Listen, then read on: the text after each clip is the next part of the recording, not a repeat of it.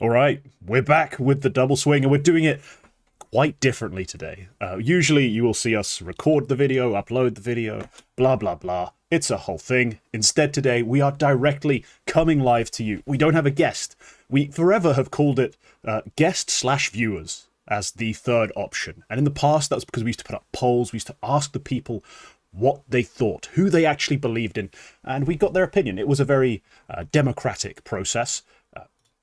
Led to some interesting results because the viewers weren't competing with us, really. You know, they were free to pick whoever they wanted. Well, now we have a true equal system. The chat will be third in the picking order, and they will be selecting their picks after us, before us, and in and amongst us, with who's available for them on the board. And it'll be a very different experience, I think, to what we usually do on the show. Before we get into this episode, before we address anything else, we have to recap the last episode and the rules, because I've realized some of the scoring gets lost on some people. I don't ever clearly explain it. I always assume people infer it, but clearly with some of the DMs I receive, they don't. We've also done it for like a couple of years now, so it's also like some of it should be understood, but if people are new, then it exactly new viewers. Yeah. We got to pretend we have a growing viewer base. I mean, we kind of do. So here we are. But yes. For 3 years we've been doing it, we've kind of just let it be assumed people understand what's going on. They really don't. So, to explain, just for this format, because we are currently doing stage 2 of the major, we just did stage 1 of the major, the points are awarded on a pure 1 through 1 point basis. So if you get a player through this stage, a team rather through this stage, they get a point. That's it. The favorites and underdogs thing is just about forcing us to pick stuff. There's no different points system for favorites and underdogs. When it's a play-in style event, as we call this, stage 1, stage 2, and even stage 3, it'll just be the teams you get through, no matter their tier, be it favorite or underdog. When it's a proper event with a bracket attached to a group stage where we're covering everything in once, favorites start earning points from the semi-final. Semi-finals 1 point, grand finals 2 points, win the event 3 points. Underdogs start earning points from the quarterfinals. So 1, 2, 3, 4. They have a maximum of 4 points. So there is more value in getting those right than than favorites rather. It's just that we all know. You know, you've looked back at this year. How many underdogs in terms of our categories have actually won events? I can tell you it's not a lot. There's Legacy is basically it, as far as I can tell. I think even then, I think maybe they might have just barely been a favorite. I think at the event they win, they're maybe edged into the favorite category, because I'm not seeing them in that nice black color, which I've ascribed in my scoreboard to be that. So there hasn't actually been an underdog win. There's been some pretty good underdog runs. Technically, Eternal Fire were an underdog at Blast Bounty when they finished second, the first event of the year. That's as good as it's got. So clearly, you still have to get your favorites right. But let's recap what happened last time. For once, I got points. What a miracle. And YouMe didn't, quite importantly, because we've had a few events. One. You know, we've had a few events who have been tied up, and it's been not really helping my case, not really closing the gap. Instead, this time, I get 3 points for my FaZe, Bait, and Imperial picks going through. So glad. I mean, it looked so dire early on for my favorite picks. Like, I really thought I was going to have to rely on Imperial and the Huns to make miracles happen. But thankfully, they do pull through. YouMe, your picks of Legacy, Limvision, and NRG all let you down. FlyQuest do make it through in one of the big shock runs. I mean, shout out Vexite. Finally played like he was facing Australian competition, which I think is, you know, it's a bit of a jab, it's a bit of a jibe, but it is fair. I think he looked far more relaxed, far more confident. Awesome run from him. We'll talk about, I'm sure, FlyQuest at some point. And finally, our guest, Robbie, with 2 points, NIP and Parivision making it through for him. So yes, he was right to ascribe a lot of value to Parivision as an underdog pick. It was touch and go at the end, but very close. They made it through. They pulled it out of the bag. I mean, shout out Jame again. Somehow, you can't win anything with kids, except if you're Jame. Somehow, he just does it. He shows up to majors with nobodies, with children, and just wins games. So, an impressive run. That brings the scores now for the season to 52 points for me, 58 for YouMe, and 61 for the viewers and guests. Right. Let's get into the episode. The new look episode. I've got the first pick. And I'm not going to be, I think, too silly with anything. I'm going to trust my own instincts as well.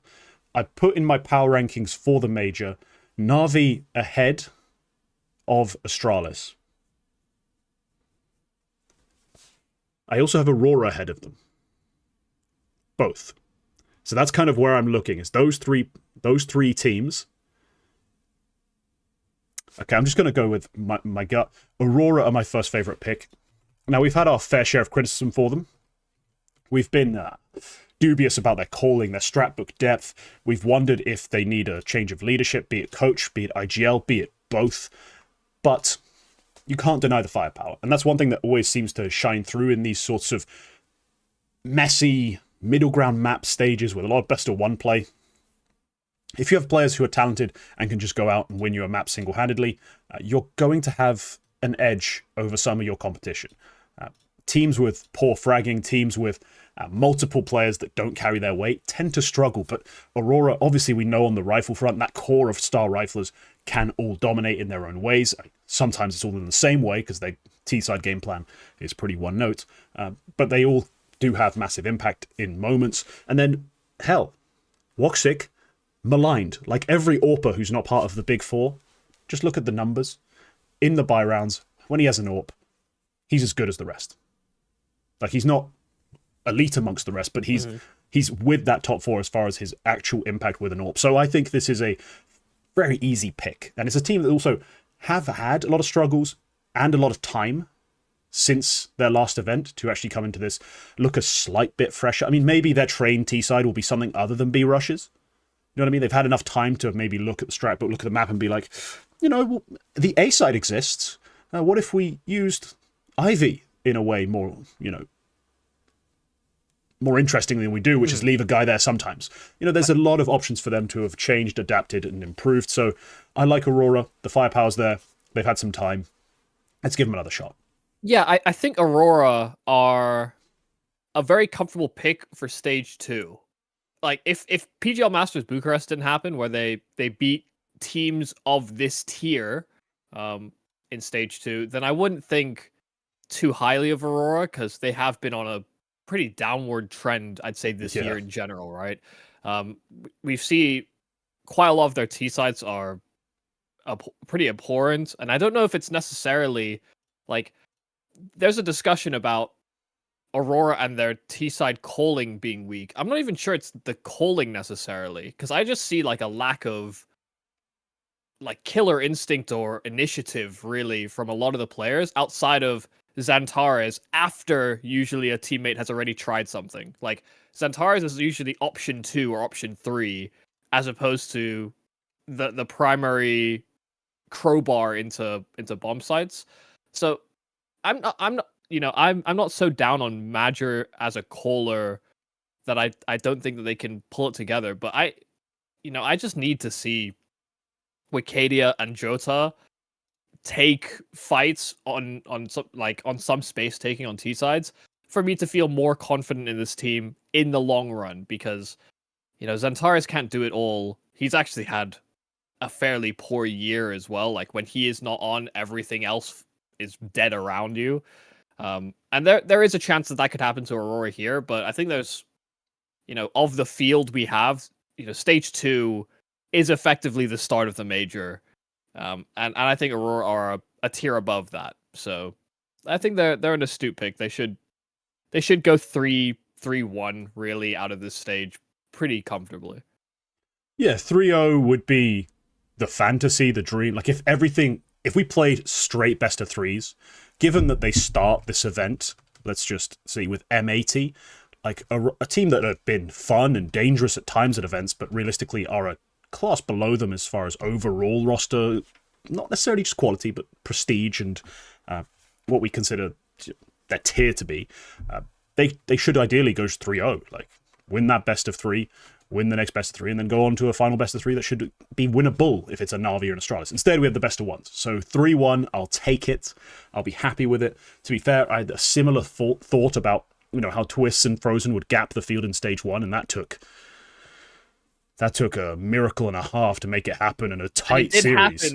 It did happen eventually.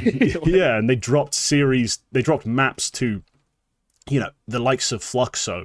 They dropped a map to Red Canids. Like, these are the 2 03 options people had going into this event. Like, people were considering, it's like, we all want Rare Atom. which Brazilian team do we give like with them? And it was those two. And those are both teams that took a map off FaZe. So when I talk about, the quality of player mattering, there are points where you can have real lapses. I don't think Aurora have an AWPer who'll go 0.8 for the stage. I don't think they have an IGL who is...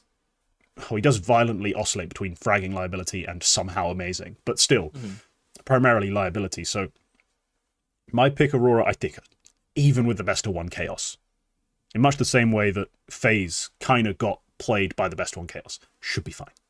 Yeah, I'll just say, like, the only thing I'm scared of is Aurora, like, breaking down internally, mentally. Right. Because they do have good pieces when they play good team CS. That's where usually Major goes from liability to just a leader.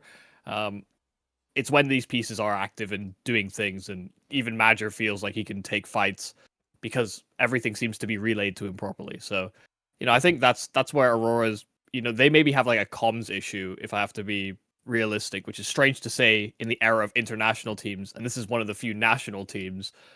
Yeah. But it does seem as though people sort of shut down or comms don't happen, because when Aurora lose, they do look lost on like several fronts. It's not just one player is inting every round. It's like players aren't ready for fights when they should know that someone's swinging on this spot because someone relayed info.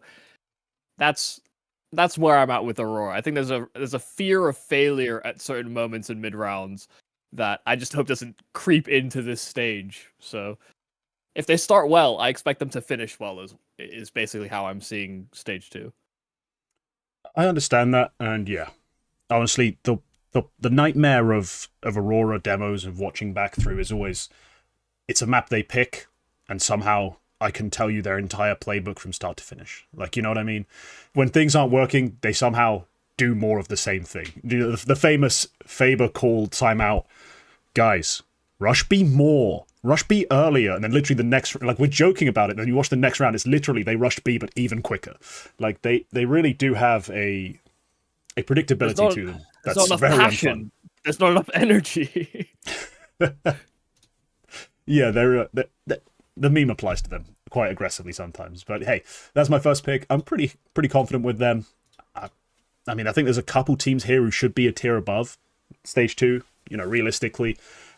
We do have sort of very competitive top 10, and 3 teams here feel like they've just kind of been shuffled out of that stage 1 just because of how competitive it is. So, Yumi, there's still a lot of places for you to go as well with your first pick. Who do you like the look of? I'm actually going to start... I'm going to start in the underdogs. Fair. And okay. I think I'm just going to go with NIP. I'm just going to make that a pretty simple decision for myself. They kind of cruised a little bit. Like, they lost to NRG in the opening round of stage 1, which was obviously not great, but they did cruise through the rest of the matchups that they had within stage 1. And Exkapersky is here. Like, he is a prevalent force right now. And that's a really promising sign just for this roster in general. I want to say, picking FlyQuest for stage 1, and, I thought about picking them here again, but they played every Brazilian team, and, listen, Legacy is the legitimate win, but it wasn't in a full best of 3. So it's just one of those where I wanted to believe in them. I got rewarded for that, but I'm not sure that it will progress. This is the stage of the major that I actually think FlyQuest need to get past the win the best of 3s thing. Because stage 1, we have to, over the next couple of majors, we're going to slowly realize that stage 1 is essentially international RMR territory. The top 24 is really where the major properly starts.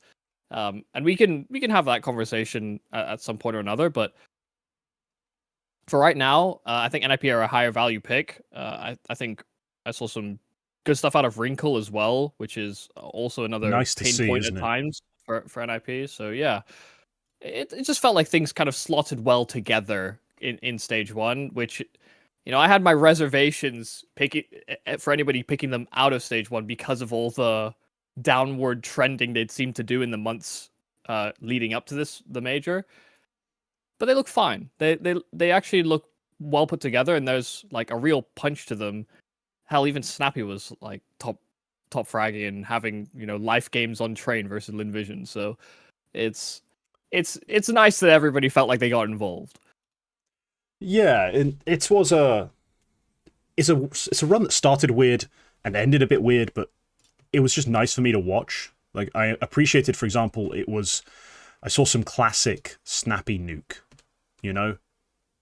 some door heavy, pot heavy, very fast paced, very aggressive type of play. It was, the classic sort of, we're going to use this to set up the entire game plan, then use it as a fake, use it as a point we basically pivot around. They did a lot. I did a lot that I thought was very classic, typical of them, and I was impressed by that. So the NIP that we saw looked more like the Snappy-led NIP that I hoped to see, because a couple of events prior they'd struggled to really establish that sort of, especially on their nuke. The nuke, the iconic map pick, they struggled to establish their A hit. They struggled to get the coordination right, the timing on the flashes right. This time it looked spectacular. So, yeah, I understand the excitement. I think it's an NIP first pick underdog is a reach. That's my one concern. Because if we'd seen Wrinkle dominate every single step, and we'd seen, the maximum potential of this team, I'd understand more. But, final best of 3, they play Fluxo, that's a free win. Wrinkle doesn't show up. Sure, they win off the back of, as we said, their emerging Star X Casper Sky, but also Ujux. That's cool and all, but that's not what I've wanted to see to be this excited. You know what I mean? They're not that dynamic and that explosive right now to be a guaranteed lock through this stage. What can be said, though, is that in this matchup, like in these matchups they have here, stage 2, they have an edge as far as, especially I think, most teams will have a worse IGL, a less defined style, will have worse pieces in key spots. Like, aside from Snappy, he's a pop-off best of 1, but realistically isn't much of a fragger, will have bigger weaknesses, like in terms of not having match winners in every position. Shush can win maps. Casper Sky can win maps. Ujux, as much as we questioned what the hell he even does on this team last episode, what he does is he apparently pop off and win a game. He did go pretty ham against Fluxo. And then Wrinkle, we saw it. He took down FaZe. Like, he was so good against FaZe, like aggressively AWPing into their defense just over and over again, punishing mistakes, but also just hitting great shots. I think the very first gun round, he comes out with a quad kill, just freewheeling, turning and dealing, just taking players out left, right, and center. When he's on, he's unstoppable. So there's upside to NIP. I just think it's a bit early. Yeah, I mean, some of the negative will of course be from Wrinkle on T sides as well. He would take deaths that other people just don't. That's the problem. Yeah. And you take that for what it is, but on CT sides, he doesn't.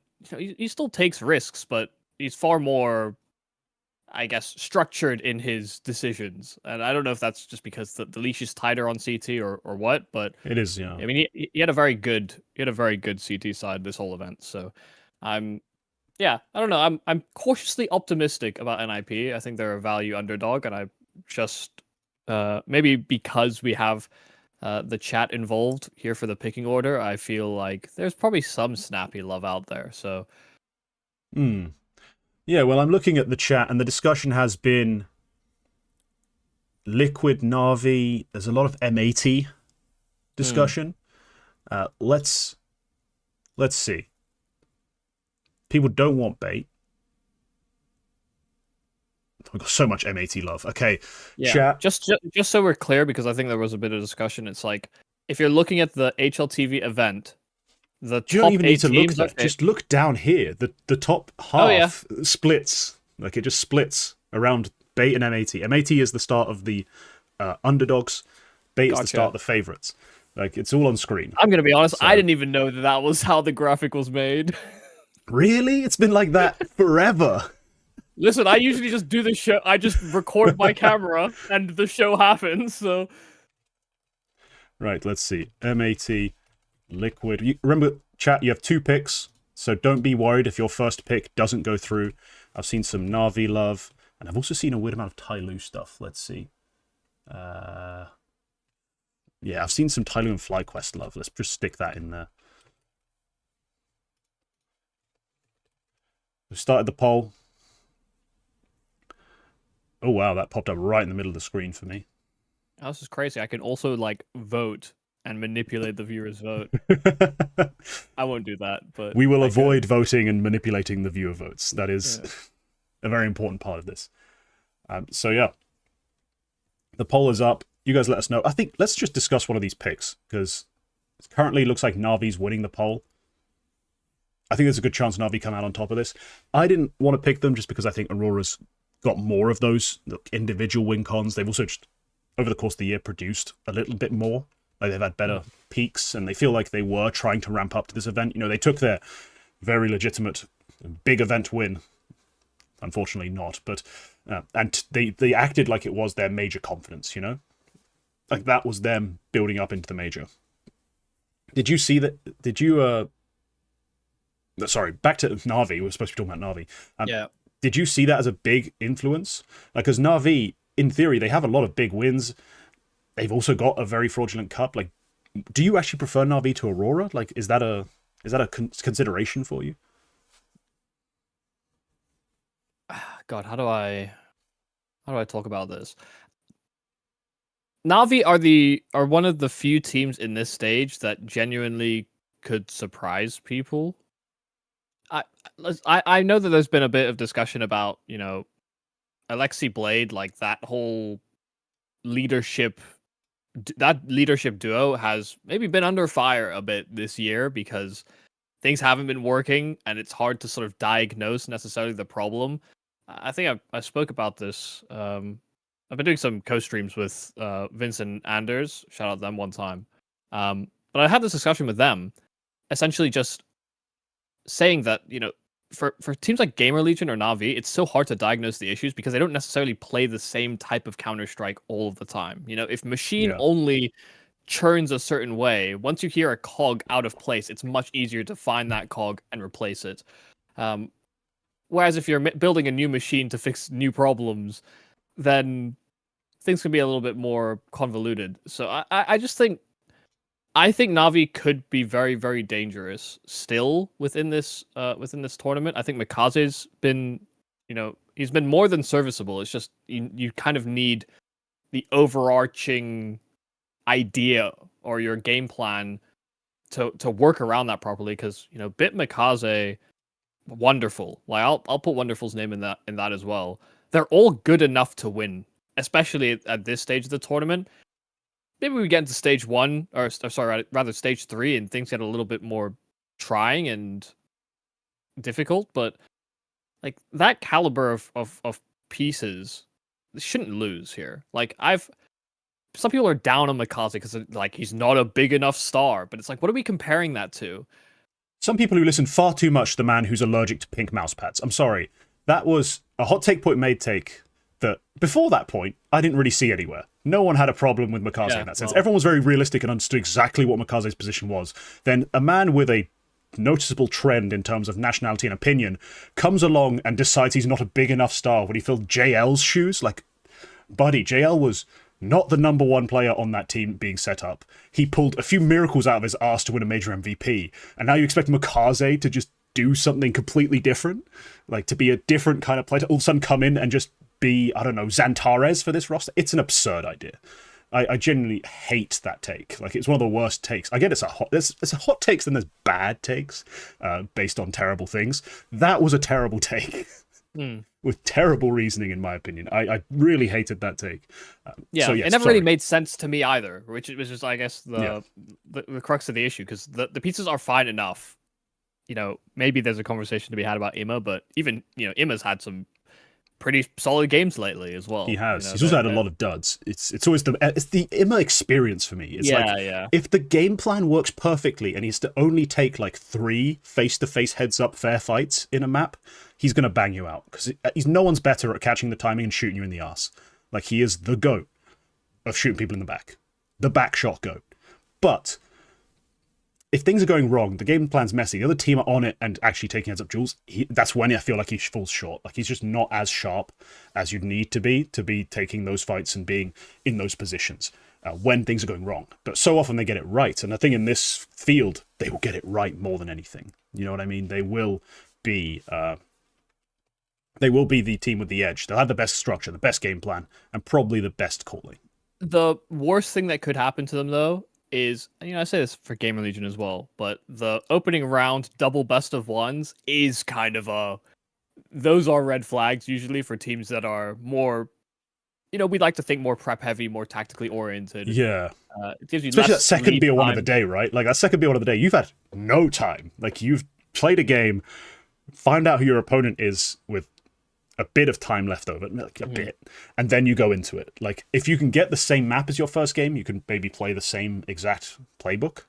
But otherwise, with a good coach. But is that even the right thing to do when in the off time maybe the other teams looked at that? The BO1 day is the hell day for most system structured teams. If we have to be honest, I used to say the same thing about Big Clan as well. So.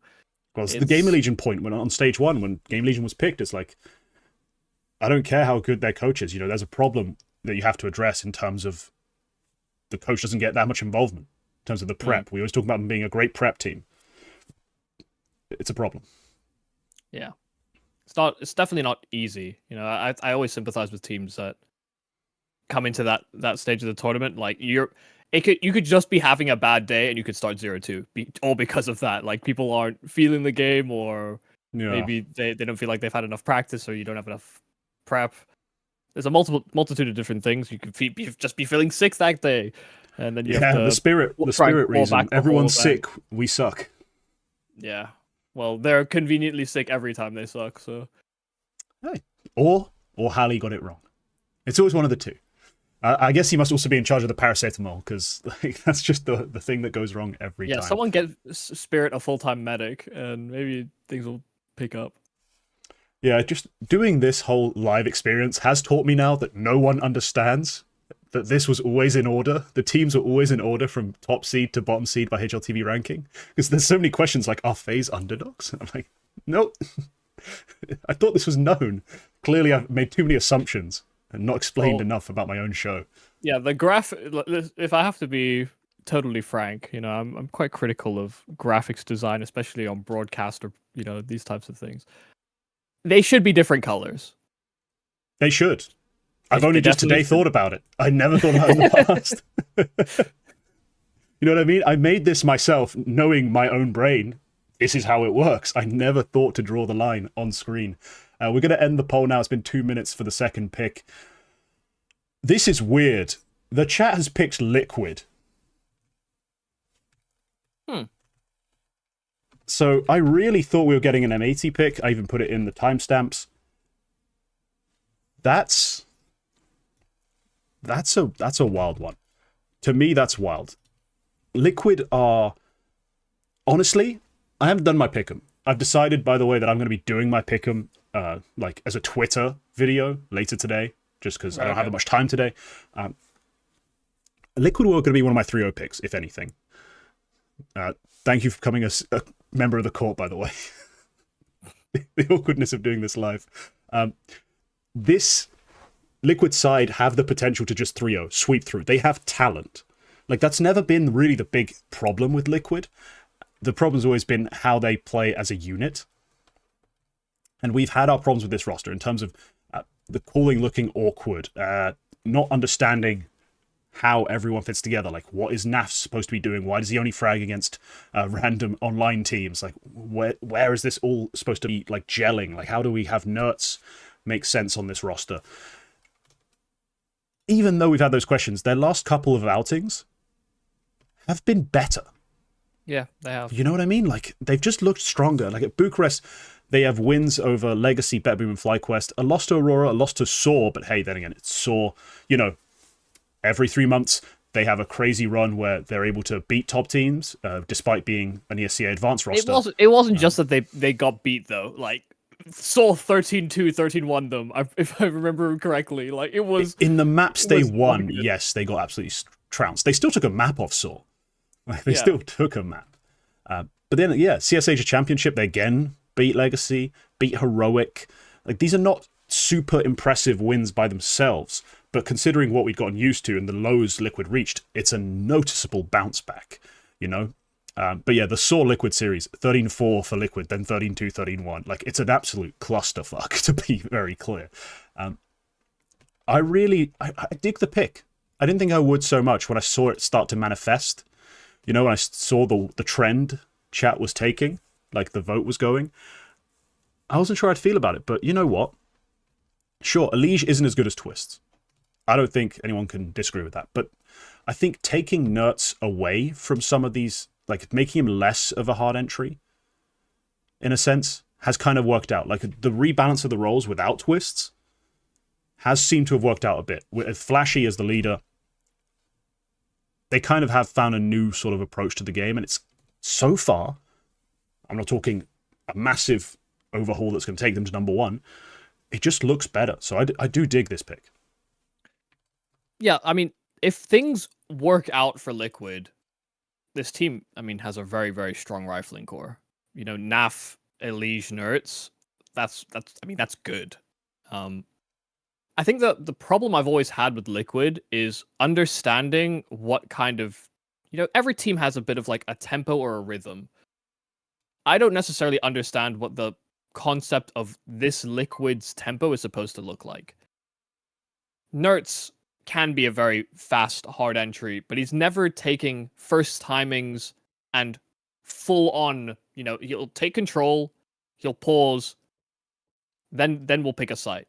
He's not like, it's almost like a lurky entry, like he works the space. It's like when, well, it's the sort of thing we give a lot of, well, I especially give a lot of credit to Nico for being able to mix in. Like, Nico can play like that. He can also take first timing. And that's what always made him such a dynamic and, like, honestly, just OP T-side rifler. Like, you leave him solo in a space, he'll go quick, he'll go slow, he'll go mid-tempo, do everything. Nerds, it's a lot of that down-tempo, just kind of feel it out. I'm slowly lurking this smoke on this timing. It's a very different style of player. But it's also Elige. Like, if I think about him as an entry rifler, you know, if I think about him as getting entries on, you know, Old Complexity, for example, that was also never first timings. It was always usually second or third timing sort of burst hits that he would have that impact. And NAF is a slow player. Ultimate has really, you know, for all the highs and lows we talk with Wrinkle and some of the aggro peaks he likes to make, Ultimate was that for like the first week or two that he was on the roster and has never been that guy since. You know, he's really shelled up. I think probably because he's been punished more for it. So I don't. There's a lot of there's like incohesion with the way that Liquid want to play, and maybe that's starting to gel a little bit together. You know, I think they're picking and choosing which maps that Elige is going hard entry on. You know, they're maybe focusing on his spots more or Nerds' spots more. So there's a bit of a push pull with Elige, NAF, Nerds. That's maybe why you see some games where one kind of goes missing, but they're having less influence on T side or they're being set up a little bit less. And, you know, it can be a little bit weird. I'd also say Shuei is also not a caller that's ever really been like super into fast plays.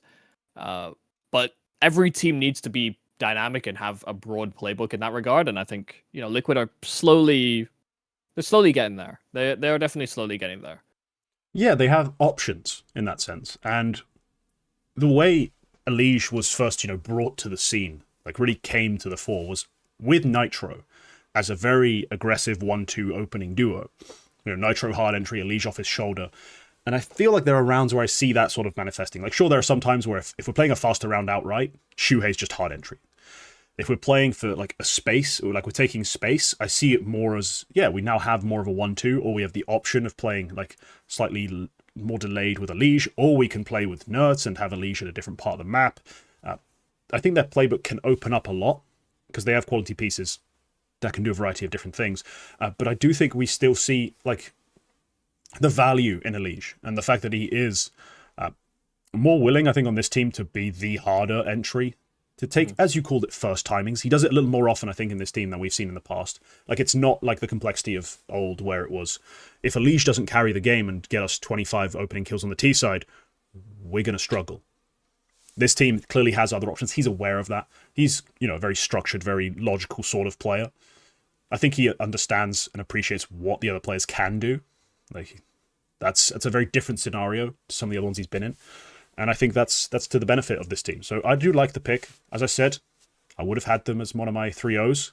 But I will have them on my 3-0s, I think, on my pick'em. Just because if they crash and burn, I don't think it's as big a deal. You know what I mean? But yeah, solid pick from chat.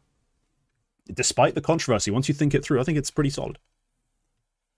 Yumi, we're back to you. You have 2 favorite slots open, and the favorites are dwindling. 3 of them are gone, only 5 left, and well, there's still some pretty strong options. You can leave it if you want. I mean,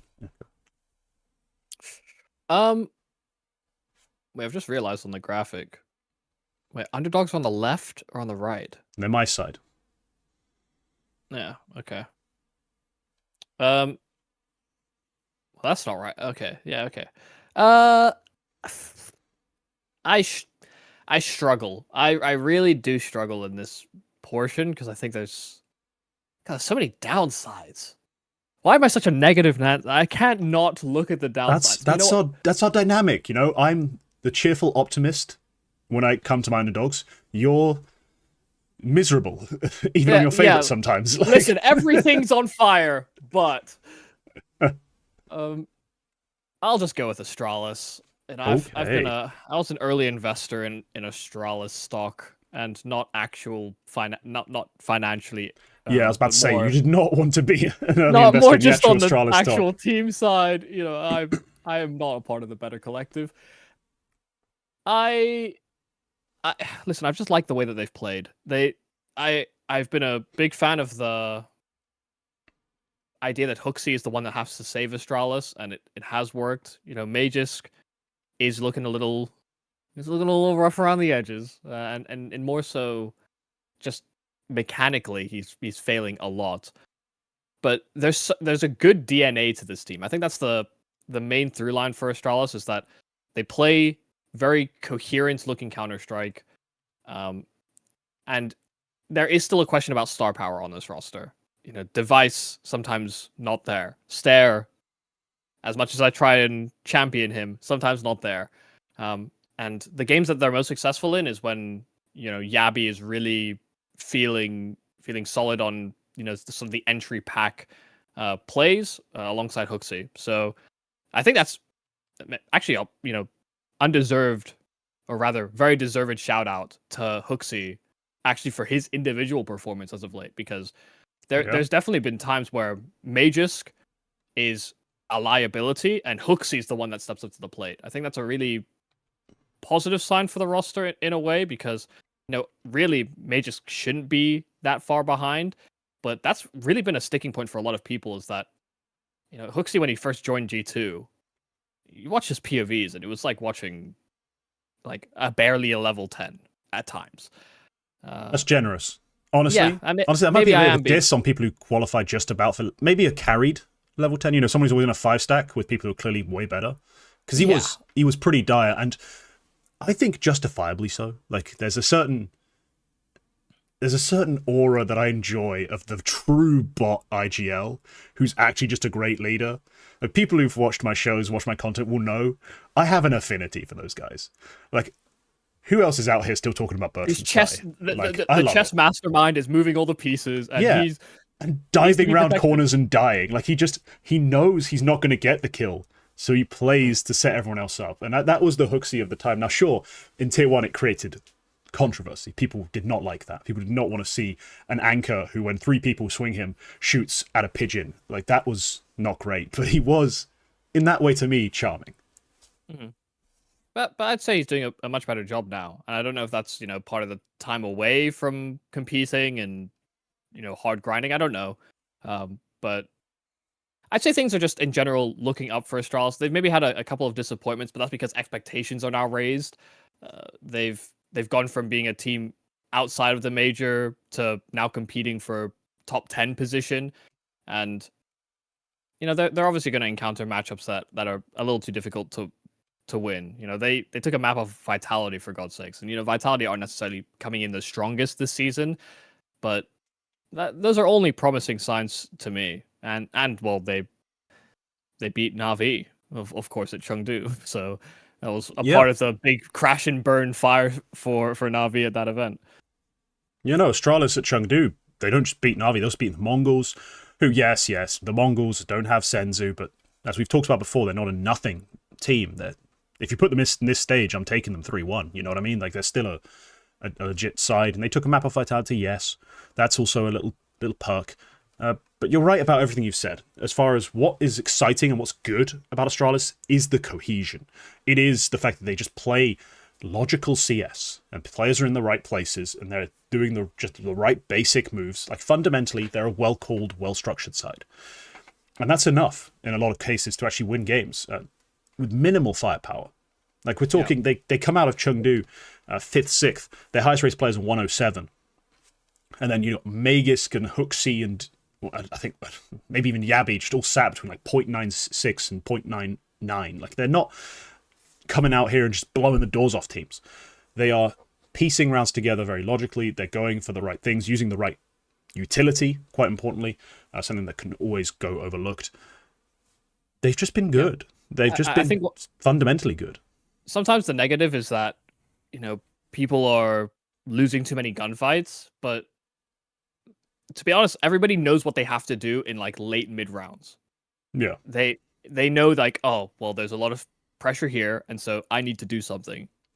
I don't see anyone in this team really hesitating to do that, which is, you know, also, you know, incredibly promising, and it looks really bad when things are obviously going bad and you're not winning your gunfights, but they're putting themselves in initiative positions to win a lot of the times. And you know, there's many other teams that struggle in that regard. You know, Aurora, I think, are a team that sometimes struggle to do that. I think NIP are sometimes a team that struggle to do that as well. So I think that, you know, for this stage, Astralis, to me, are a comfortable pick that, you know, I'm also just invested. You know, I will acknowledge my bias. I've been trying to push Stair quite heavily, and even if he underperforms, I see that 1-3K he gets on a bomb site, and I'm just thinking, yep, that's my boy. I still think Stair is the ultimate sort of role player. He's amazing. Star player, I don't actually think he's quite good enough. Yeah. You know what I mean? Like, set him up as hard as you want. He's doing okay, but he's not a star player, really. No, but when he's a role player and he's on a team like this where, you know, he can follow a game plan. He's like clearly a very smart player who knows how to play good CS. I mean, that's the meme, right? About Danish riflers. They're just good fundamentally. They're not flashy superstars. We haven't really had, like, outside of Config, Blame F, and the Prime Astralis, you know, everything else that's come out of Denmark's just been like, if he's your third or fourth guy, and you've got a good sort of structure to your team, he's going to look surprisingly good and effective. You'd be like, oh, we should have him on this team. Or maybe if he's a star, you're like, no, just leave him. Leave him alone. Let him play his roles. Let him be fundamental. Let him be proper. And let someone else go do the flashy, silly stuff. And yes, unfortunately, Astralis don't have the flashy, silly stuff guy. They're still Danish. That's still a struggle. But they've just been winning off of pure fundamentals. And I think that's impressive. We'll see. We always talk about the roster move potentials. Like, maybe try someone else for Magisk from like the ecstatic roster. Try and make that kind of move happen. Eventually, I'm sure they will. I don't think they'll stick with Magisk forever. But right now, they're in a surprisingly good place. All things considered, after Stown gets benched. Surprising. All right, and I have back-to-back picks. And I'm going to pick the team that chat has been so desperate to pick. Just because, one, it's funny and I'm petty. Two, I really like M80. I picked them to go through in the last stage in my pickems, and now obviously they went 3-0, and that was a bit inconvenient. But it's fine. They are a team that play, I think, just way better than I expect every time they've had a chance to come, like, prepare to an event. And especially when it's a big international event, you know, the big ones, they just look so up for it. And Lake dominates people. They're fun. You know what I mean? They're just fun. And I can't say they were rigorously tested in stage 1. Sure, their best of 1 victories are against teams who are in this stage, but they win a best of 3 against NRG. And whilst you can point to the fact that they lost to them at Fragadelphia Ultra Mega Jersey, that's a regional matchup, you know. It's a regional matchup, but also, you know, the one they lose is the Fragadelphia just before they start their major prep. Like, I'm sorry, if I'm the coach of that team, I'm not losing sleep over that event. Like, I'm in bed at 10:30. I'm stopping prep early. Like, we're not wasting our energy and ruining sleep schedules for that grand final. They play them a bunch of times. Probably they're probably their best scrim partners as well. Like, if we're being realistic, the caliber of teams that you can scrim in North America, there's a lot of, you know, interplay that likely happens.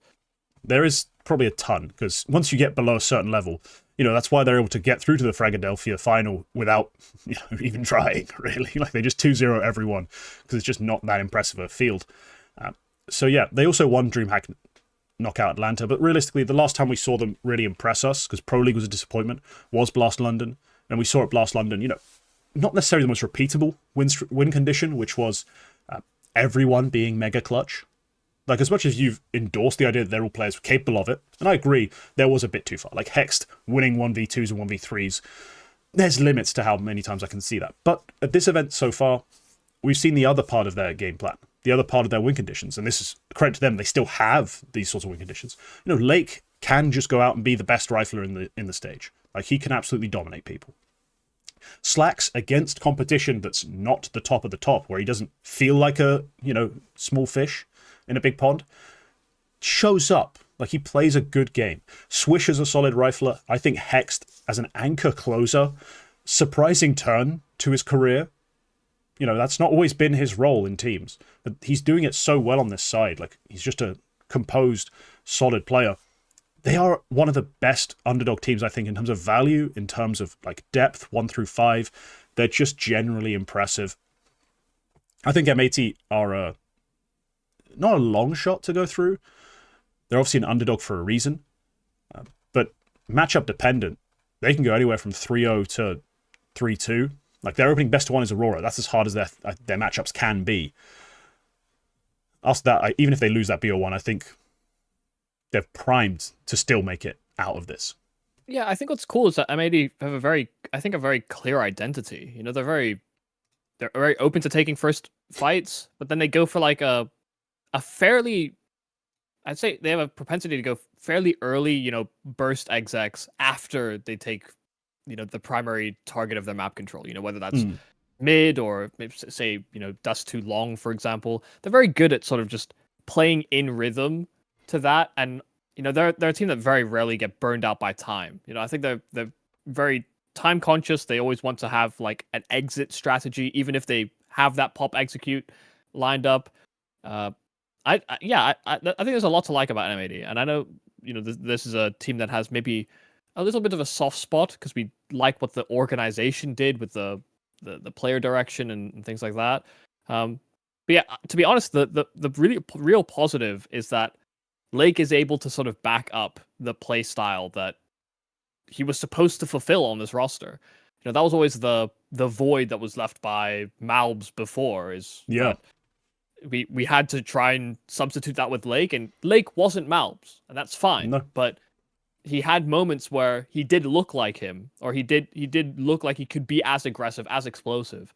And in a couple of times we saw him on, you know, smaller stages, you know, ESL Challenger level, smaller events.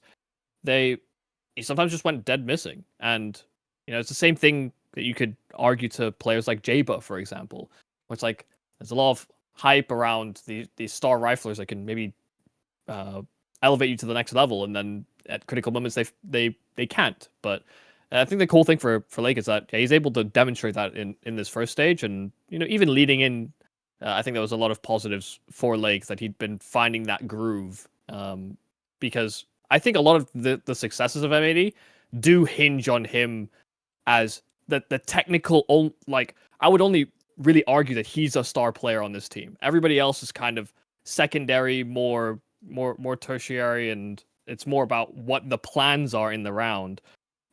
Lake is the tool that creates more options for M80, where sometimes there can be few. Yeah, he does a lot. And I always talk about this idea that like there's only so much your entry can do. I've yet to see him really reach his max load. Like I think Kenzie saw when he took him over 30% opening attempts, you'd start to see him crumble a bit, like he couldn't hold on. Lake is out here at 30+%, almost on the CT side too, and he's still putting up numbers in this sort of stage. That's a small sample, but he did similar things at Blast London, where he's just the one-man army in terms of being the aggressor, taking a lot of the attention of the defense. And that allows kind of the rest of their game plan to set up. Like even if he is only a fake, if he is like, just the first step in terms of map control, he's just very impactful in that role. So I do think a lot of it does hinge on Lake and his success.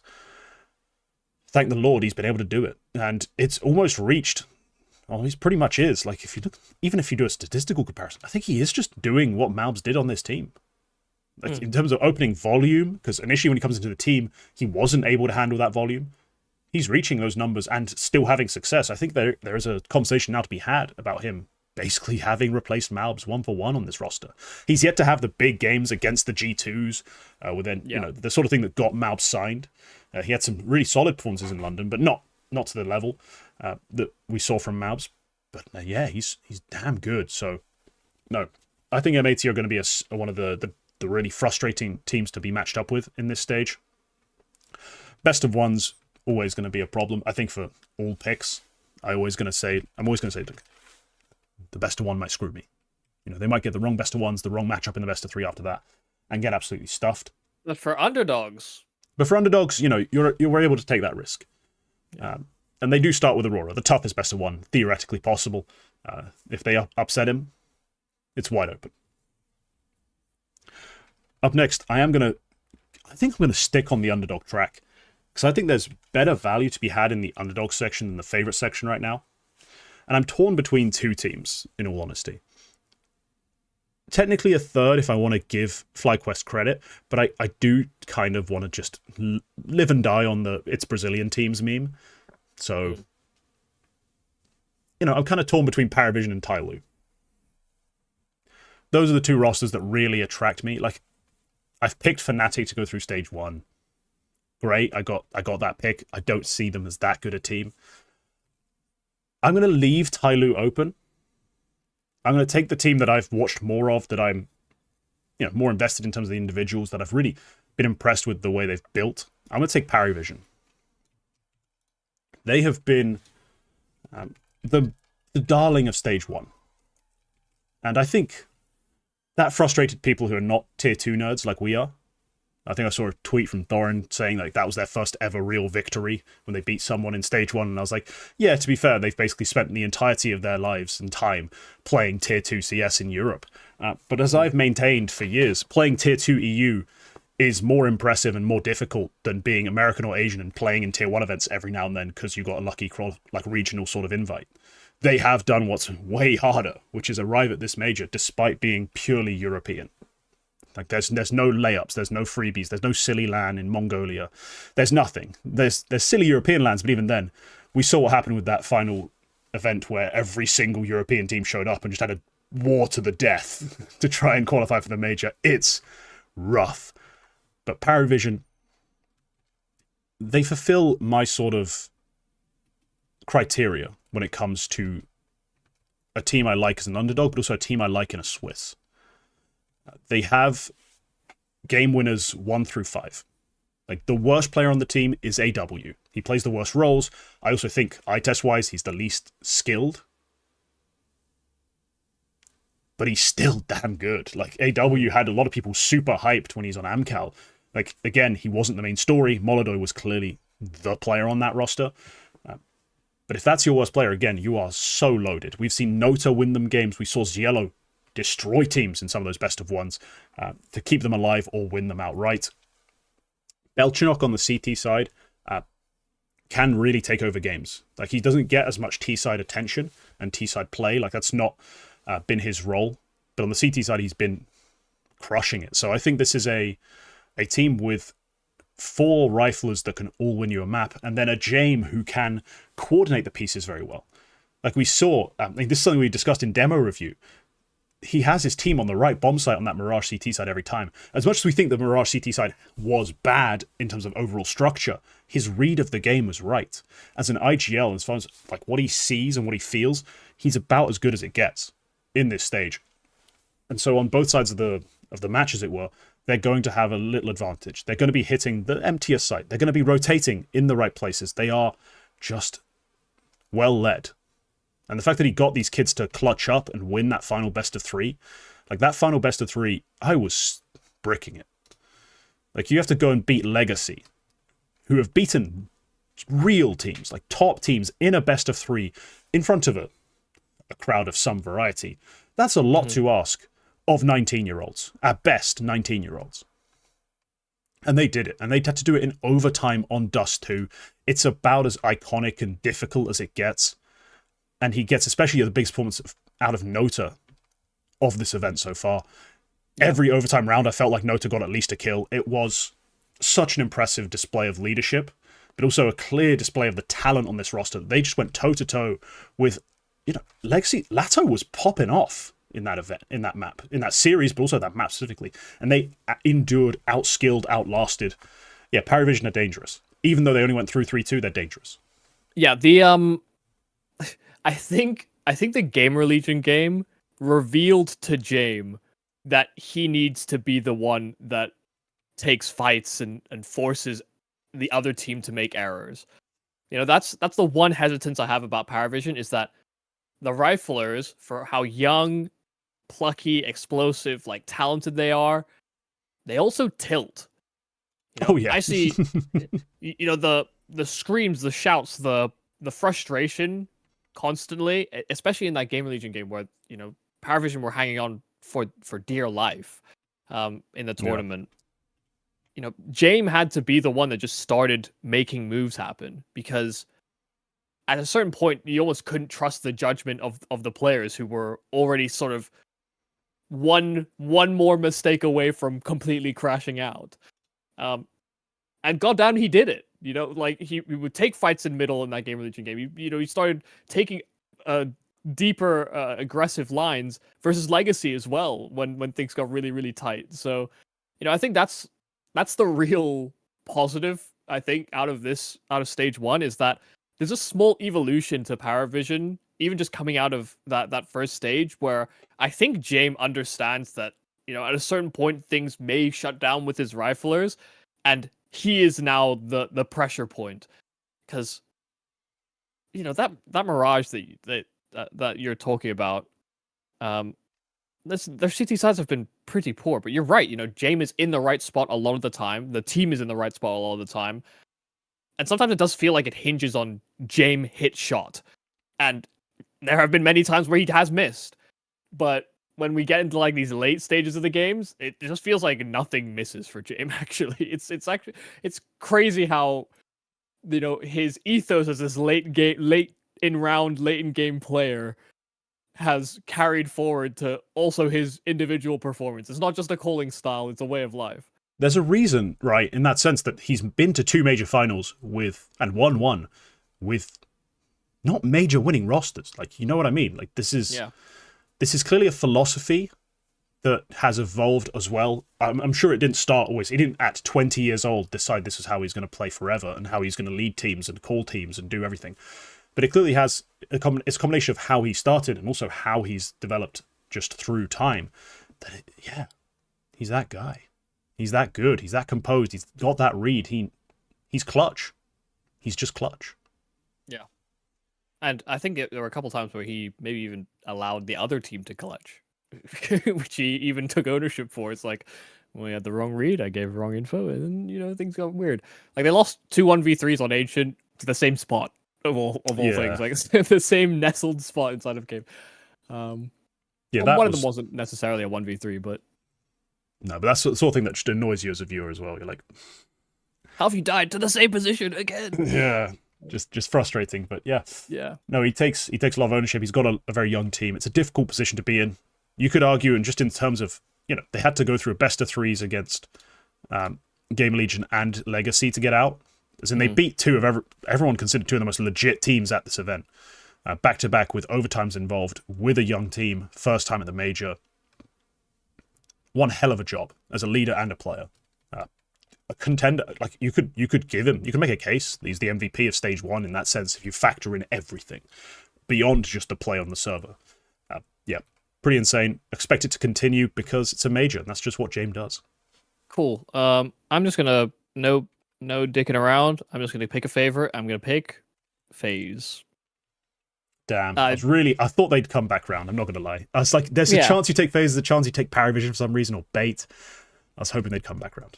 Listen, are the vibes great? Are the tactics great? Is Frozen fucking great? Yes. That much I can tell you for sure. Listen, it's maybe a bit of a vibe pick. You know, stage 1. I truly do believe in FaZe second wind. You know, right. Maui called him a great procrastinator.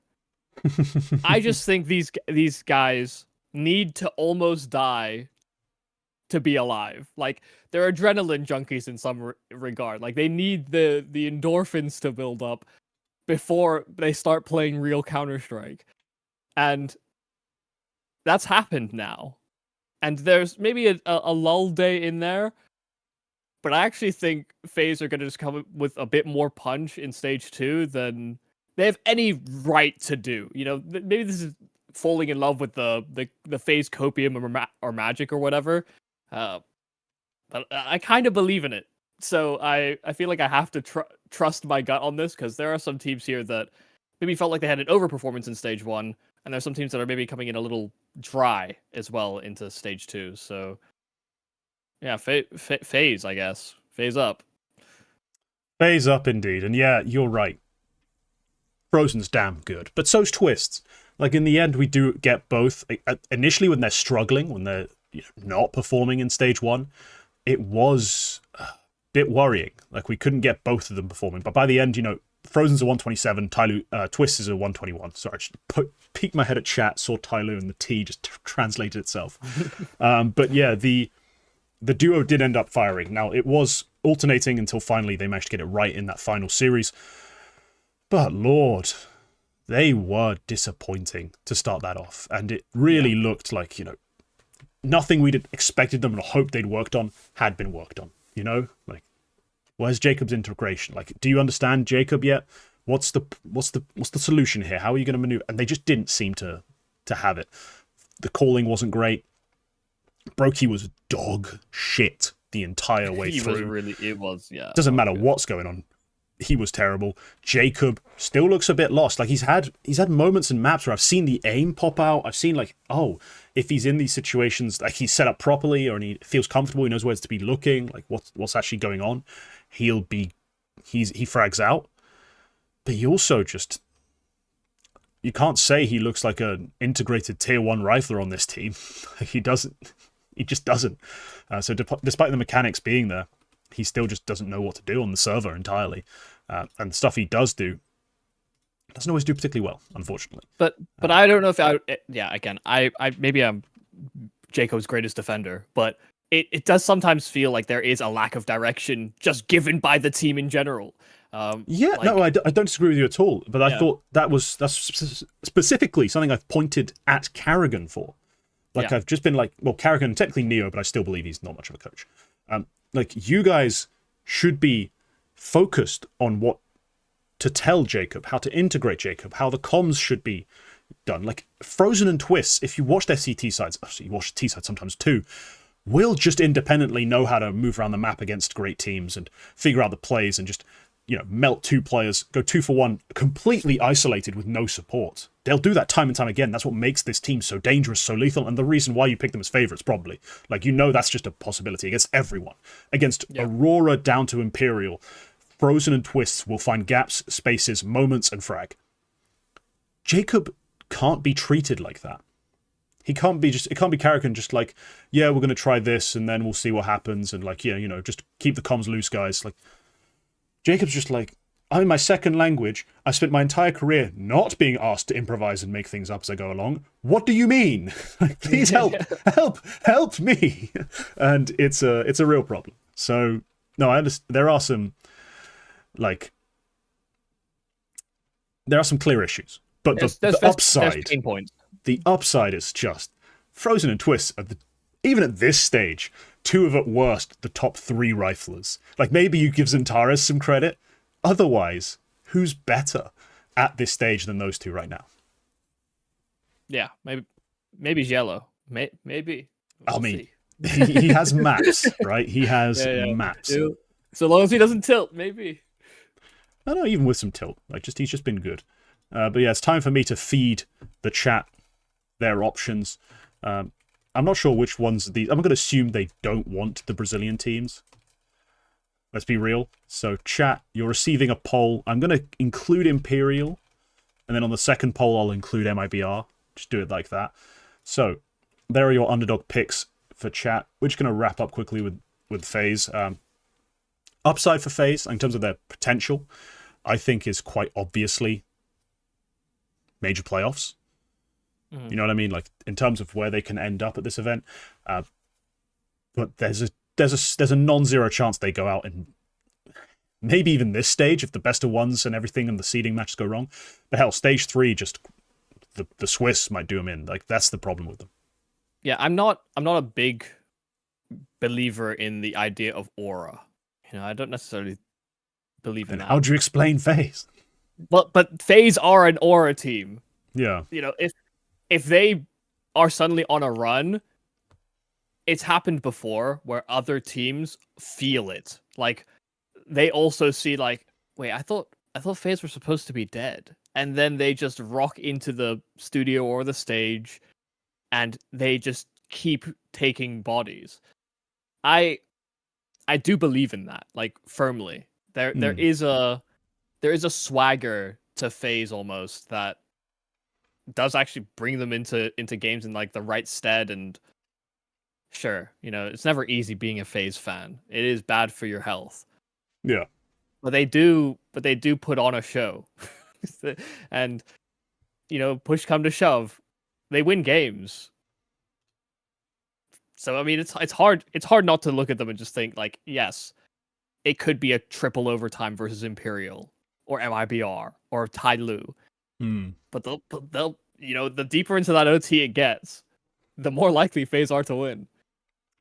Yeah, it's a shame right now that the vote isn't live on screen. Like, it's some reason, like, the way I've imported it onto the screen isn't showing it live, because it was neck and neck Tyloo FlyQuest. Like, I'm talking, like, one got a vote, the other one comes in. Like, it was about as close as they do have double picks. They do have 2 picks, so I guess we know what they're going to go with. I don't think anyone's going to be voting for MIBR over the second place of this poll, so I think we can just call it there in terms of the 2 picks. Let's begin with the first one, the one that actually won the poll.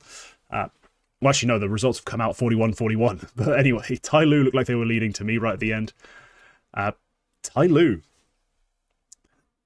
I considered them strongly, and I think you would have very much liked them to come around for your second underdog pick. So tell me, Tyloo, is it still just Jam Young and a prayer? Or should we expect to see more out of G and out of the other guys on this team at this event? Yeah, I don't know.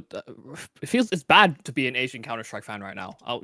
Being completely frank, Mongols have the controllers issue. Tyloo have a plethora of issues, really. From tactically, things don't necessarily always look great, but also, Jamang does seem like he's alone a lot of the time, and it's not like he's super baiting the whole team. Tyloo are Chinese Fnatic right now. That's how I would frame them. They don't have necessarily a super high impact AWPer. The in-game leader is serviceable. And they don't necessarily have proper stars outside of Jam Young. Jam Young is Blame F on this roster. Like, he's taking opening fights. He's doing damn well. He's sometimes taking more lurking spots. But he is alone. And it's a shame because I'm hoping after this major that there is a proper consideration of Tyloo and Rare Atom somehow sort of melding matter, because I know people love G, but Tiger is a better AWPer. Right now, the community's going to hate that take. The community's going to hate that take because You know, G and his ice cream and his smile and his chubby cheeks and all the other stuff that people love about the Counter-Strike player. I think in terms of the actual Counter-Strike, you're right. Yeah. And it's like people love Amelia as well, which is, you know, his charisma is a little bit more divisive, let's say. It's very dorky. Yeah. But people like him. He gives fun interviews. And he's a man of few words, but he says them loudly. But doesn't make you a great Counter-Strike player. Yeah. Like, you can give the best interviews in the world. You probably still could deserve to be replaced. Like, it's a shame that it can work out that way, but it's a performance sport. If you don't perform, others will. They will. And yeah, look, in that sense, Chael Sonnen was the people's champ. The best at interviews. And on a few occasions was robbed. But realistically was never considered the GOAT of UFC or MMA. And G is similar, if less eloquent. I do think that Tyloo, there's a chance Jam Young does the carry job he did at Fisher, and they make it out of this. In that sense, I think they're a valid underdog pick. They have just that one individual who can just... There's no real term in Counter-Strike sense that I feel super comfortable saying out loud, because everything sounds sexual when you talk about guns and shooting. But he can just demolish teams. Like, he can do it single-handedly. Like, it doesn't take that much work from the rest of the team to win a game. So, yeah, I do think it's a good pick in that sense, but I'm, with you, dubious. Because we've seen more occasions where he's not been good enough, he's not magically carried them through the games, and they've just gone home too early. So in that sense, I saw the value in the pick. I talked about it. I preferred Parivision. These are the problems, though.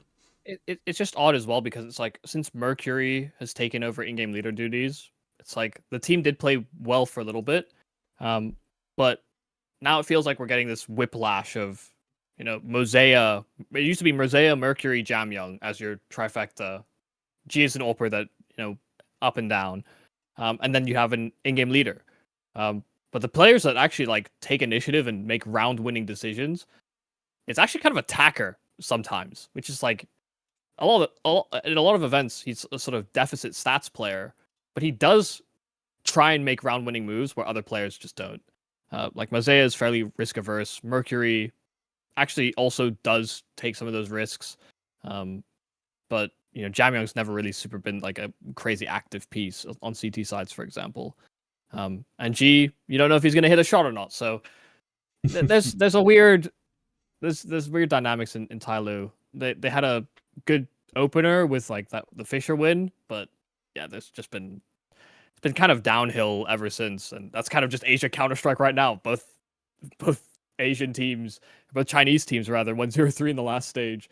I think there's a possibility Tyloo could even be another 0-3 if they don't hit the ground running here.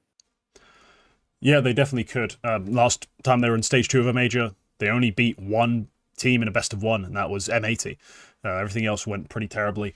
But chat has picked their second team, and it's not ended up being FlyQuest. There's enough FlyQuest disgust, distaste, and distrust to have Fnatic replace them as the team winning the poll. So, chat picks Fnatic. I said in a video, I'm not sure if it was the double swing or if it was my pick'em video, karmically, Fnatic should not even be in stage 2.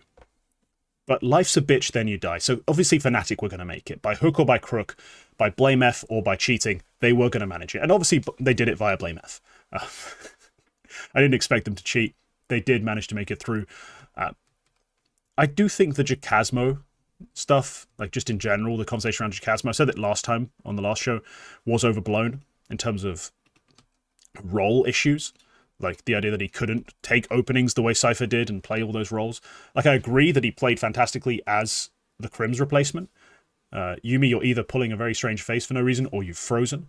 Yeah, I'm trying to reconnect. Hopefully that fixes it. Okay. There you are, you're back. Okay, cool. But he just has been playing pretty well for Fnatic as the more aggressive piece. Like, he was playing the support roles with Cypher on the team. I thought that could have stayed. Instead, they went a different route for some peculiar reason. Mostly, I think, Ukrainian friendship. And he played fine. Like, stage 1, he had a decent run. Like, sure, the team's still got a hard carry. It's still the Blame F show, and Jambo can have pop-offs, but he did play pretty well. So it's all worked out as best as it could for Fnatic. I still have questions. I don't think Fear is still the greatest IGL on the planet. I still think he gets bailed out by miracle shots, by miracle rounds, by, Blame F going and making a play. But it's still a very strong team that should be taken seriously, considering, the fact that they actually did make it out of stage 1 in the first place. Like, not a lot of people expected that. Yeah, and I think, I saw some people saying in the chat that, Jambo, or sorry, not Jambo, Jacasmo has been playing a little better. But against the North American team, he played very good. Maybe that's just Jacasmo's thing. Maybe he just likes shitting on NA. But, that's the reason he joined the team in the first place. And that's why, that's how they make it through as well. Like, he had a good performance against NRG, which is great to see for... If you are a Fnatic fan and you want to believe in this roster, that's promising signs. Because it does feel like it was Blame F and no one else. Jambo had some good moments as well. And that's really been the sticking point for me, is that, Jambo, Fear, Jacasmo, like, hell, Crims has had better games than all 3 of those players combined. It's very odd to think that, that core from Bastion UA that captured us before was actually just bad for quite some time. And if it not for Blame F and Crims sometimes winning clutches, it's just these games just don't even get started. So yeah, I mean they had a good stage 1. I can't argue with that, but I have my reservations about how far they progress here. I think the extra depth, that's where I expect it to hurt the most for players like Fear and Jambo. Yeah, and in that sense, you do get to immediately pick off the back of that. Like, they've left FlyQuest for you if you want them. There's also Imperial and MIBR. I don't want to sway your vote, but hey, you never know. Who do you like? You know what? Okay, I wasn't going to pick them, but I'll pick them because they're in the underdog category anyway. I'll pick FlyQuest. I'll go with it. Yeah. I was just thoroughly impressed that players hit their shots. Like, Vexite was actually just brilliant in their games, in the games that they played. And sure, they only played Brazilian teams. They played 4 maps. Yeah, it's Yeah, sample size isn't great, but it actually looked pretty well put together. Some of the rounds even and the late round reads were in the right places, or players did pick up, or they won key clutches as well. I think there are a lot of win conditions for FlyQuest, which is always a positive. And I was saying before, treat stage 1 like the RMRs. But I am cautiously optimistic that this team can figure it out, because even if you have a slightly weaker Regali, like JKS, Vexite, Netic, and you add maybe potentially a little bit of ins sprinkled on top, like, this is the strongest rifling roster you can get out of the Oceanic region. They need success. They found it already. I just hope they kind of trend with it, even if they fucked my pickems. Yeah, managed to survive that myself. Came out with 5 picks correct, just about. I picked them, just not 3-0. Yeah, I just avoided them entirely. I didn't think they'd go through, but here we are. Yes, as chat correctly points out, they only won against Brazilians. The other 2 options are Brazilians, so it does make sense. They didn't have a particularly impressive run in terms of the caliber of team played. That's fair. I mean, sure, the best of one they won to open it up was Legacy. But still, there's a reason I give Parivision all that credit for beating Legacy in a BO3. And I'm not too, gassed about FlyQuest doing it at a best of 1. I was surprised with the level of composure and just honestly how prepared they looked in some games. Like, against Art on Inferno, Vexite bullied him. Like, on the T side especially, like, Vexite just came out and he just kept running at him, yeah. Just shot him. Like, it wasn't even that he, abused pace. Like, I watched the POV in its entirety. Like, that was one of the few demos I caught from start to finish. He was, spamming him. He was catching time. He spammed him. He, used utility to force him into certain spots, then just shoot him. Because I saw across the games Fluxo played of Inferno, Art does have a certain set of tendencies he goes to. And it's not something I expect from Vexite on FlyQuest to have the tendency read, use the right utility to abuse them, and then just kill the guy. Like, that's usually some part of the process goes wrong. And surprisingly, it all went right. Like, it was just a surprisingly clinical FlyQuest, I think, overall. So, yeah, we have to temper expectations on the basis of competition faced. They went 3-0. They only faced Brazilians. It's not that impressive. But and that's sorry, just to quickly add in, it does seem like a lot of that change in the way that they're playing and things as well. It's also the Azure edition, which is something that we didn't really touch upon stage 1. No, we didn't. But yeah. you know, his that transition in leadership does seem like it's provided a new avenue to look at things, which is, you know, the players are quoting, the desk are quoting. So yeah, we give Azure his flowers for how things have gone so far. Yeah, he has shown something. There's something looks better. Like, the team do look calmer.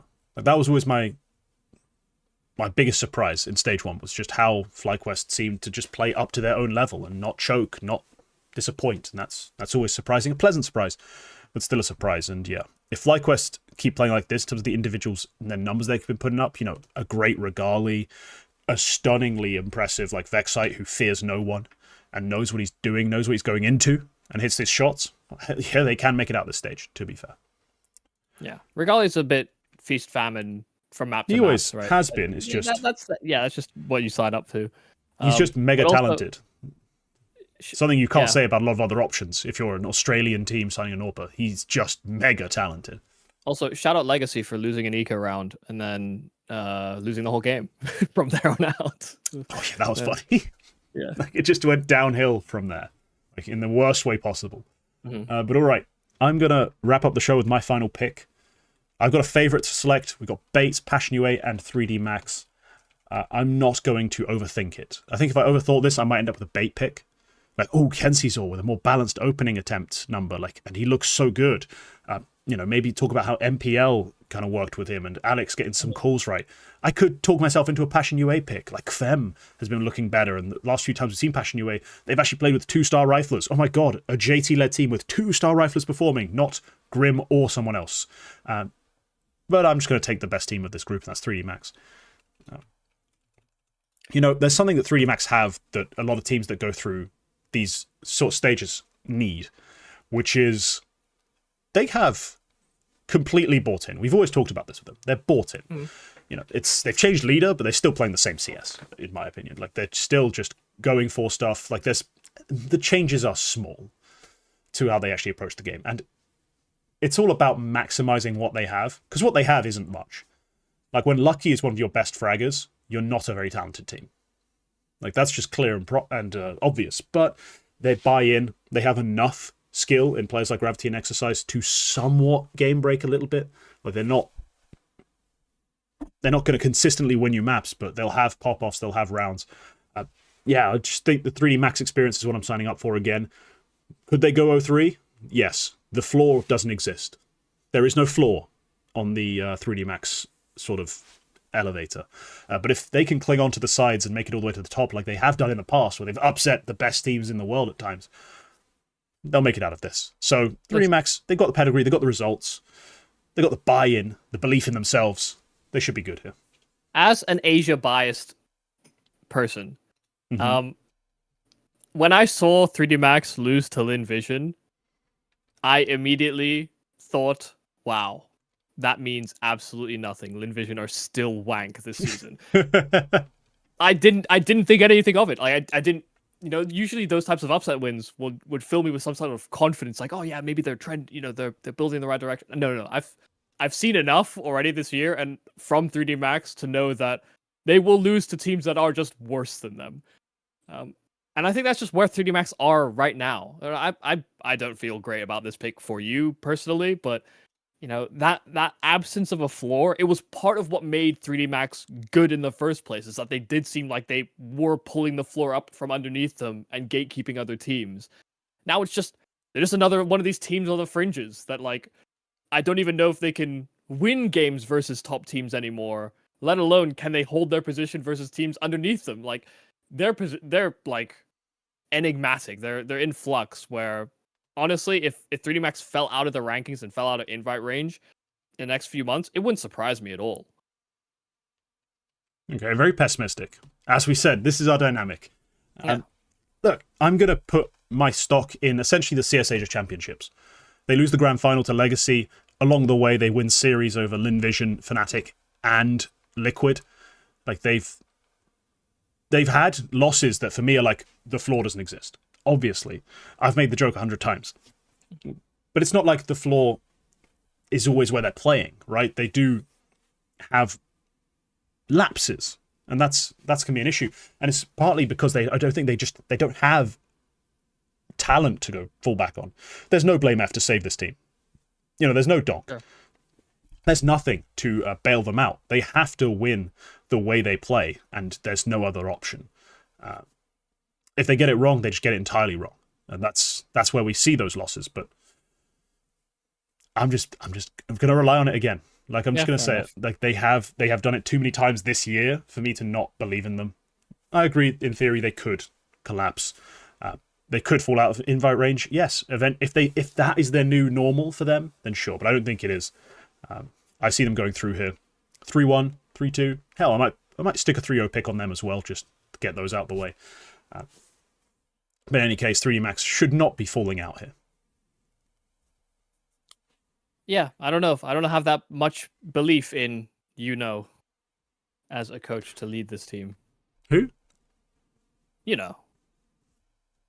Pierre, Marco. Do I know Marco? I don't know. You know him. Yeah, I know. Yeah, look, the coaching change was just funny to me, because it's just another one of those silly meme names, essentially. But, I think the way they've looked, the way they've played, I think it'll be enough. I think it'll be enough if they don't underperform the way they did in the last outing that caused everyone to cry and panic and throw up. Yeah. They should go through. So, they still play great looking Counter-Strike when it's on. Like, yeah.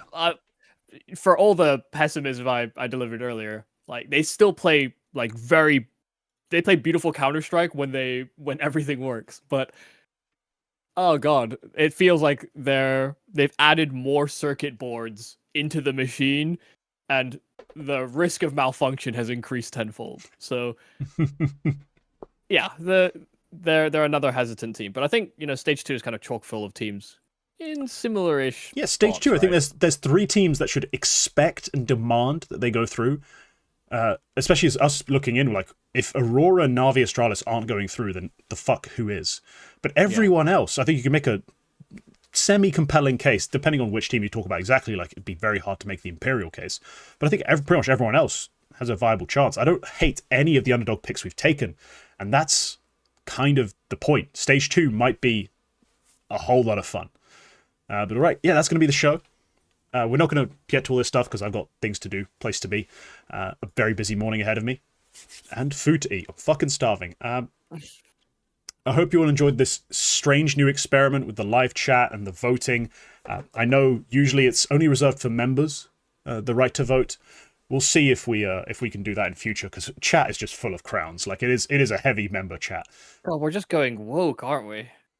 We're not, because I'm trying to reintroduce oligarchy, the better system. So yeah, well, it's more feudal based. Yeah. Anyway, I'm not going to explain the full concept right now, but more importantly, stage 2 looking fun. Leave a comment if you're watching after the live stream about our picks, if you like them, hate them, sub for more. Remember that becoming a member is the best way to support the channel. And if you want to use Stratbase, use code KingT for 20% off your first month, and supporting the channel again, because I get a little friendly thank you from the company. So yeah, we'll see you next time for stage 3. Bye bye.